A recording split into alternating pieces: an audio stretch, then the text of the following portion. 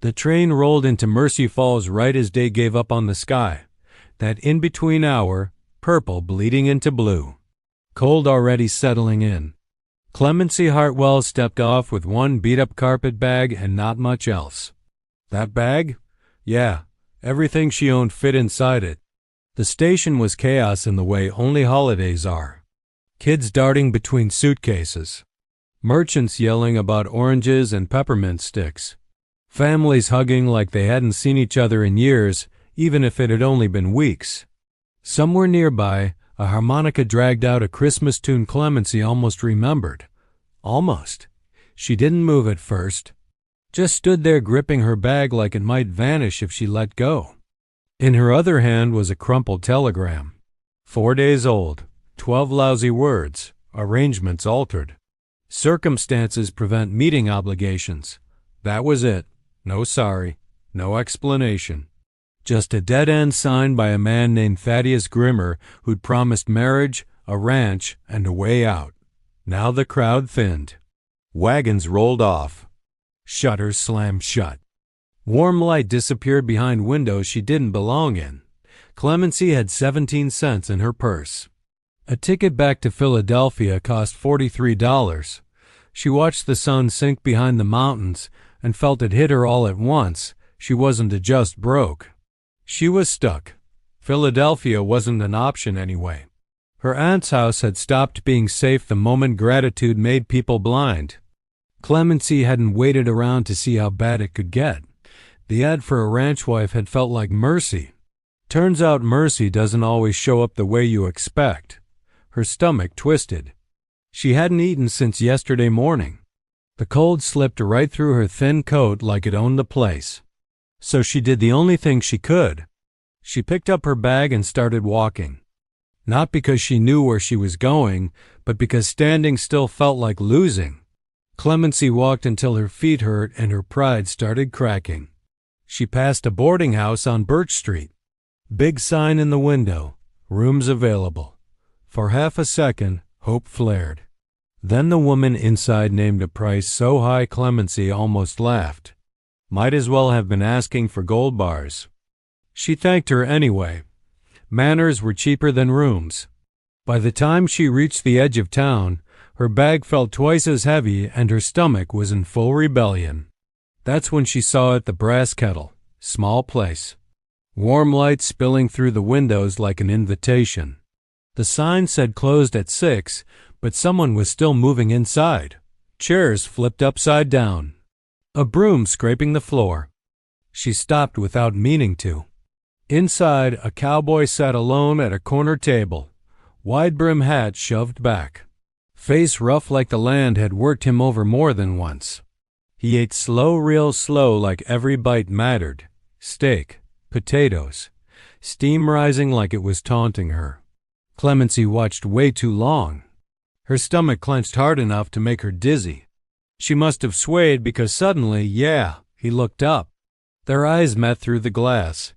She snapped her gaze away, embarrassed, and started walking again. Didn't get 3 steps. Miss. His voice cut clean through the cold. She turned. He was standing in the doorway now, light behind him, face still half shadow. You waiting on someone? No, she said, because lying felt pointless. He studied her for a second, not creepy, just careful. They're closing, he said, stepping aside. But there's extra food. Kitchen always makes too much. She hesitated. Then he added, didn't ask if you had money. That did it. Go on in, he said. Tell Josiah I said bring out the extra plate. Pride fought hunger. Hunger won. Thank you, she said, barely louder than the wind. He nodded once and went back to his table like it was nothing. Inside, the heat hit her fast. Josiah, big guy with kind eyes, didn't ask questions, just smiled. Extra plate, Clemency said, the words feeling unreal. Christmas Eve, he said. There's always extra. The food showed up quick. Steak. Potatoes. Carrots glazed in butter. Bread thick enough to matter.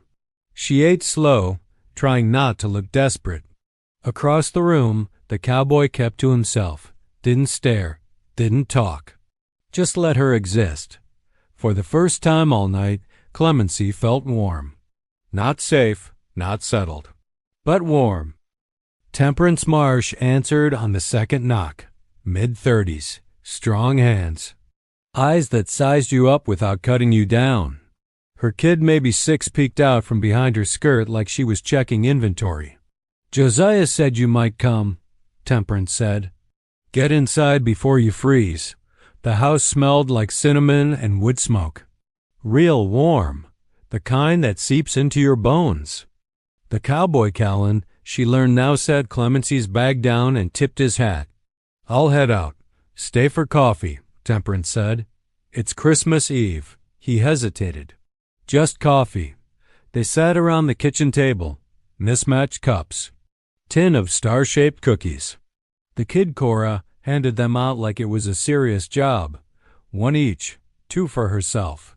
Something in Clemency's chest shifted. Not hope, but the memory of it. Temperance got straight to business. Room and board for help. Cooking, cleaning, laundry. I'm in, Clemency said. No hesitation. Temperance studied her. You running from something or toward something? Clemency thought about it. What I was heading toward disappeared. Temperance nodded like that explained everything. Then she pulled out a letter. This came 3 days ago. For a bride expected on today's train. Clemency's hand shook opening it. Thaddeus Grimmer was dead. Thrown from a horse. His sister had sent the telegram. Grief made her clumsy with words. She'd hoped Clemency hadn't traveled yet. Clemency folded the letter slow. He died, she said. No tears. Just lightness. She hadn't lost a future. She'd lost an idea. I'm sorry, Temperance said. Callan didn't say anything. Just refilled Clemency's coffee. Sometimes that's better. The days after Christmas slipped by quiet and steady. Clemency found a rhythm she didn't know she'd been missing. Up before sunrise. Helping Temperance with breakfast. Scrubbing laundry in a big copper tub till her hands went red. Mending shirts by the window where the light behaved. Cora followed her everywhere, asking a million questions and telling twice as many stories. Clemency didn't mind. Turned out she needed that noise more than she knew. Callan showed up 3 days after Christmas. Pulled up with a wagon full of supplies like it was nothing. Potatoes. Preserves. Neighbor makes too much, he said. Like generosity embarrassed him. Temperance raised an eyebrow. Stay for supper. He tried to dodge it, failed. At the table, he talked to Cora about barn cats and promised her the gentlest kitten come spring. The kid lit up like he'd hung the moon. Clemency noticed how his shoulders eased around her, how his voice softened, like he remembered how to be gentle before life got rough. After supper, Callan helped with dishes. No awkwardness. Just worked. You settling in? He asked. Yeah, better than I thought. I might need help come spring, he said. Fences, garden, steady work, fair pay. She studied him. Why me? He took a second. Because you show up, because you work. Because I know what it's like when everything slips. Later, on the porch, he told her about his wife. 8 months married. Fever took her in 4 days. Clemency listened. Didn't interrupt. Didn't fix. You're splitting wood, she said finally. He nodded. Trying to. Inside, the wind howled. But something solid had started to build. The days after Christmas slipped by quiet and steady. Clemency found a rhythm she didn't know she'd been missing. Up before sunrise. Helping Temperance with breakfast. Scrubbing laundry in a big copper tub till her hands went red. Mending shirts by the window where the light behaved. Cora followed her everywhere, asking a million questions and telling twice as many stories. Clemency didn't mind. Turned out she needed that noise more than she knew. Callan showed up 3 days after Christmas. Pulled up with a wagon full of supplies like it was nothing. Potatoes. Preserves. Neighbor makes too much, he said. Like generosity embarrassed him. Temperance raised an eyebrow. Stay for supper. He tried to dodge it. Failed. At the table, he talked to Cora about barn cats and promised her the gentlest kitten come spring. The kid lit up like he'd hung the moon. Clemency noticed how his shoulders eased around her, how his voice softened, like he remembered how to be gentle before life got rough. After supper, Callan helped with dishes. No awkwardness. Just worked. You settling in?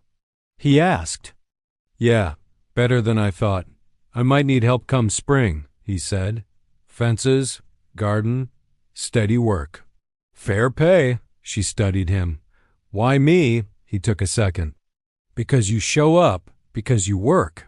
Because I know what it's like when everything slips. Later, on the porch, he told her about his wife. 8 months married. Fever took her in 4 days. Clemency listened. Didn't interrupt. Didn't fix. You're splitting wood, she said finally. He nodded. Trying to? Inside, the wind howled. But something solid had started to build. January came in hard snow stacked up against fences, roads quiet as if the whole town was holding its breath. Clemency fit into the days easy now. Learned which shirts needed stiff starch and which ranchers liked their soft. Read fairy tales to Cora at night while Temperance stitched socks under lamplight. And Saturdays? Saturdays became a thing. Callan showed up every one of them. Always had a reason. Hardware run. Blacksmith visit. Market prices. But somehow he always ended up at the yellow house with the blue door. He fixed loose steps. Patched a window. Showed Cora how to whistle with a blade of grass. Small things. Solid things. One Saturday, he came late, moved slower. Jaw tight, like pain had settled somewhere deep. After supper, Clemency found him on the porch staring at the snow. Today was her birthday, he said. My wife's. 3 years gone and it still hit like day one. Does grief have rules? He asked. I don't think so, Clemency said. I think we just grow around it. He looked at her then, really looked. You doing that here? He asked. She nodded. Building something new. On purpose. I look forward to Saturdays, she admitted. His hand found hers in the dark, warm, steady. Neither pulled away. February showed up muddy and restless, like the town itself was tired of winter. By now, Clemency wasn't just staying at Temperance's, she belonged there. Cora called her Clem. Temperance asked her opinion on everything from supper to bills, and Callan? He started coming more than Saturdays. They talked real talk, about books, about roads not taken, about the quiet disappointments that stack up when life doesn't go how you planned. One Thursday, he showed up unexpected. Temperance was out. Cora was at school. Clemency was elbow-deep in laundry when he knocked. I need to say something, he said, not sitting down. Before I lose my nerve, she waited. That job offer? It wasn't the truth. He swallowed. I don't want to hire you. I want to know if there's a chance us. Her heart slammed. I'm scared, she said. Every time I want something, it disappears. I can't promise it won't hurt, he said. I can promise what I feel right now is real. She stepped forward and rested her forehead against his chest. I'm tired of being scared, she said. That's enough to start, he answered. March rolled in muddy roads, hints of spring in the air. Clemency and Callan walked out toward his ranch. She hadn't realized how much of herself had grown roots here in Mercy Falls, how much she'd built from nothing. He showed her his land. Modest house, barn with peeling paint, fences leaning like they needed steady hands, water running through the creek. Quiet so deep it almost hurt. It's not much, he said, but the land's honest, quiet, worth knowing. She looked at it all, then at him.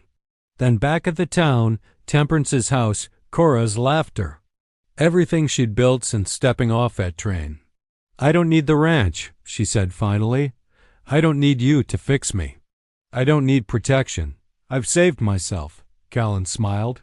That big, slow, honest smile. "Then show me the creek," she said. He held out his hand. She took it. Together they walked toward whatever came next. Mud and promise underfoot. Nothing decided, everything possible. Clemency felt unafraid for the first time in her life. The snow had melted into thick, sticky mud. Birds were back, filling the mornings with sound. Mercy Falls had that restless energy only spring can bring. Clemency had settled into life that felt like hers. She knew the rhythm of the house. She knew what made Cora giggle. She knew which laundry had to be starch stiff and which didn't. Saturdays with Callan had grown into something unspoken but steady. He brought supplies, helped with repairs, and always found a way to be part of their little family without forcing it. She noticed the small things, the way his shoulders eased around Cora, how his voice softened when he spoke to her, how he quietly noticed the work she did without ever asking for explanation or thanks.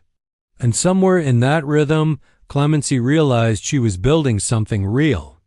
Not for a job, not for a man, not for anyone but herself, and yet, somehow, Callan had a place in it too. The life she'd been running toward had disappeared, but what she'd built in its place. Solid, honest, something worth staying for. Type 10 for the final part 10. First day of spring. Sun warming their backs, mud squelching under boots. Clemency walked with Callan down the road toward his ranch, toward the creek. She looked at the land that shaped him, the wide sky, the mountains. Then she looked at him. Then back at the life she'd carved out for herself in Mercy Falls. She didn't need him. She didn't need anyone to give her life meaning. She had already saved herself, but she wanted him. "Show me the creek," she said.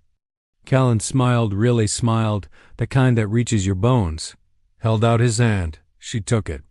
They walked together, stepping into mud and promise, into a world that was uncertain but theirs to face. No guarantees, no grand plans, just choice. And for the first time, Clemency Hartwell felt unafraid. Unafraid of where the road would lead. Unafraid of what she wanted.